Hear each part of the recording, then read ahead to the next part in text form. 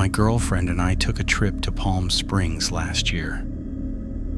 We both needed a break from work and just wanted somewhere quiet where we could sit by a pool and relax. We found a modern Airbnb about 15 minutes outside the main part of the city, right on the edge where the houses start spreading out and the desert takes over. It was a one-story place with big glass doors facing the backyard and a decent-sized pool. The listing said it was very private and ideal for couples, exactly what we were looking for. We booked it for 4 nights. When we arrived, everything looked just like the photos. Clean, modern white walls, concrete floors, simple furniture. The backyard had a pool, lounge chairs, and a small storage shed off to the side, which I assumed was just for pool equipment. Beyond the fence was nothing but open desert. No visible neighbors. The host never met us, we just got a door code. The first day felt completely normal. We went out for dinner, came back, watched TV, and went to sleep. The first strange thing happened that night, but it was subtle. Around 1 or 2 a.m., I woke up because I thought I heard something outside. It sounded like a light thump, maybe something brushing against the house. I assumed it was just the house settling or wind. Desert temperatures shift a lot at night, so I didn't think much of it. I went back to sleep. The next day, we mostly stayed by the pool. At one point, while lying on the chairs, I thought I heard something in the distance. Not normal talking, more like someone calling out faintly. I asked my girlfriend if she heard it. She said maybe, but we both laughed it off. There was nothing around us, no sidewalks, no people, just sand and distant houses. That night, I woke up again. This time it sounded like something lightly dragging along the outside wall near the bedroom. I got up and looked through the glass door but didn't see anything. The backyard lights were off, and everything looked normal. I told her it was probably branches or some animal. There were lizards around, so it didn't feel too strange. Night 2 was similar. A few small noises, random ticks, light impacts, but nothing that made us think someone was actually out there. Night 3 is when everything changed. We went to bed around midnight, but I was still awake scrolling on my phone. After a while, I noticed light coming through the edges of the blinds. At first, I thought it was a passing car, but the light didn't move. It stayed on. I got up and carefully looked through the gap in the blinds. One of the motion lights in the backyard was on. I watched for about 20 seconds. Then it suddenly shut off. About 10 seconds later, another light turned on further down the side of the house.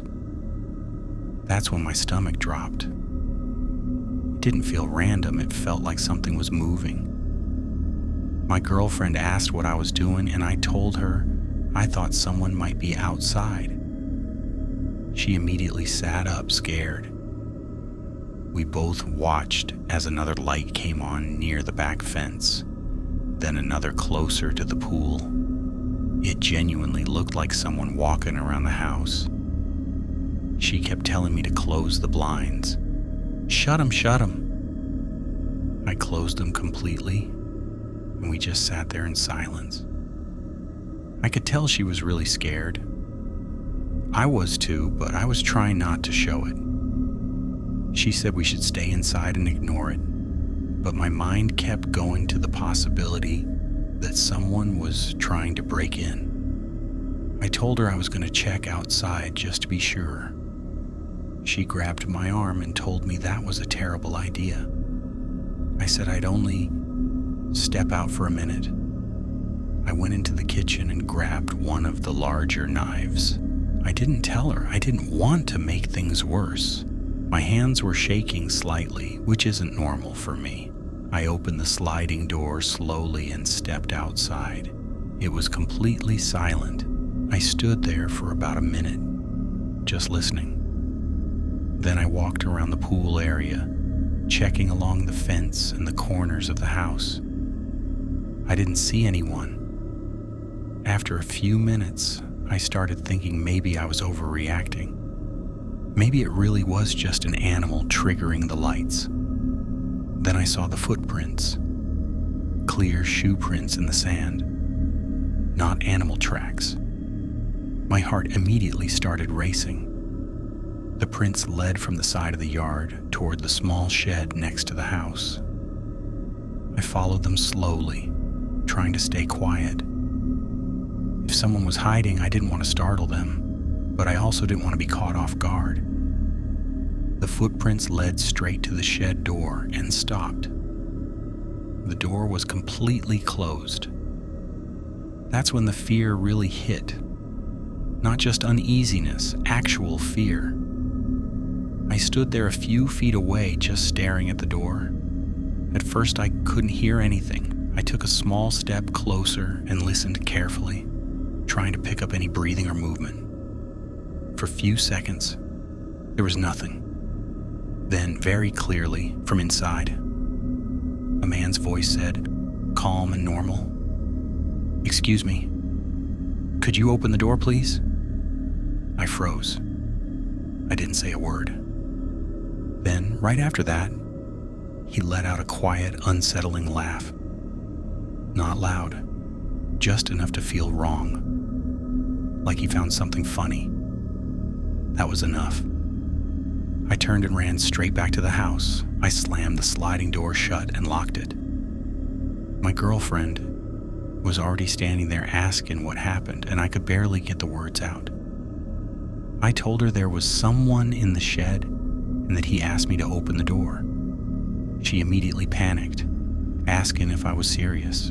I told her, "Yes, I am." I grabbed my phone and called 911. While I was explaining everything, we saw the outside lights turn off again. Then about 15 seconds later, one turned on, then another, like someone was still moving around the house. But now we couldn't see anything because the blinds were shut. That made it worse. We knew someone was out there, we just didn't know where. The dispatcher told us to stay inside and keep everything locked. It took about 20 minutes for the police to arrive. Because of how isolated the house was, it felt much longer. Every small sound made us jump. When the police finally got there, they knocked and announced themselves. I've never felt that relieved in my life. They checked the backyard first, then the shed. One of the officers told me to stay inside while they opened it. After a few minutes, they came back and said no one was inside anymore. They asked what I heard and saw. I told them everything. The footprints, the voice, all of it. They said it looked like someone had been staying there temporarily. They found empty water bottles and food wrappers.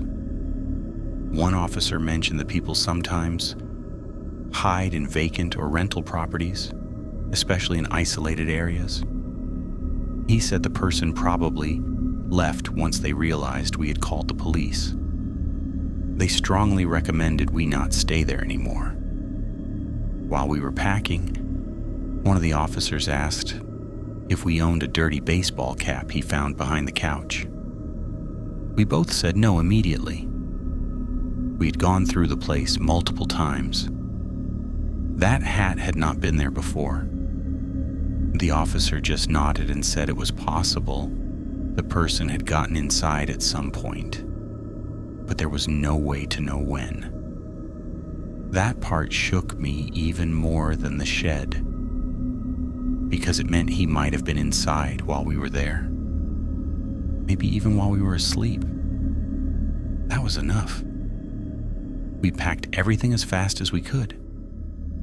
I tried messaging the Airbnb host several times, explaining what happened and asking if they knew anything about someone accessing the shed. Every message showed as read, but there was no reply, not even concern. That made it even worse. We left and drove back toward the city, ending up at a cheap motel since it was the only place available last minute.